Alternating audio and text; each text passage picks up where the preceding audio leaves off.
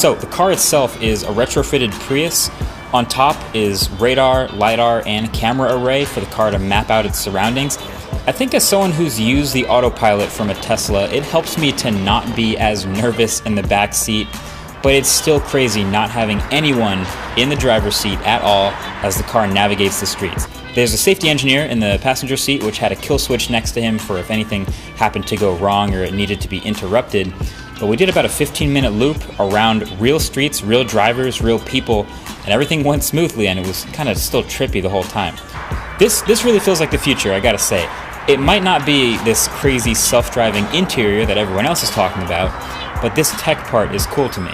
The details are that this is a small area in Las Vegas that was already mapped by this company, so it was a predetermined route and the car knew where it was going to go.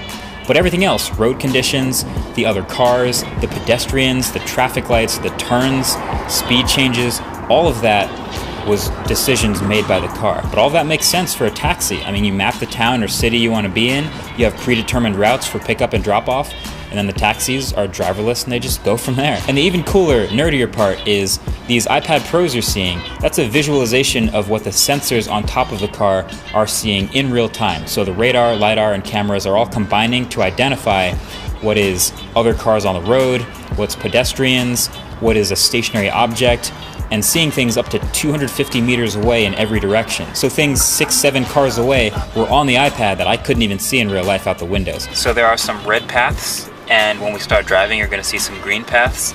And basically what I'm seeing here is it's evaluating what's currently happening on the road and what's about to happen. Red paths, no good.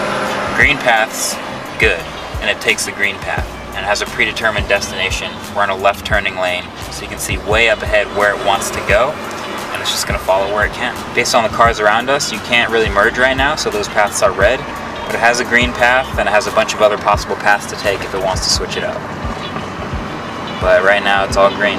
And the best part is the reaction from other people on the road was pretty great. There's people pulling out their phones to record the driverless car. People kind of stare a little bit at stoplights when they realize what's going on. And apparently Las Vegas cops think it's pretty funny too. But overall, the 15 minutes we spent in this car were a lot of fun. I learned a lot just looking at these iPads and what they were seeing as the car drove around. And this gave me a sort of an optimism for the future of self-driving tech. So that's pretty much it. Figured I would share my experience. Would you let yourself get driven in a driverless taxi like this? Maybe share this video with other people you think would be interested. And I'll leave some links below for some more information so you can look it up if you want to see that too. Either way, thanks for watching. See you guys in the next one. Peace.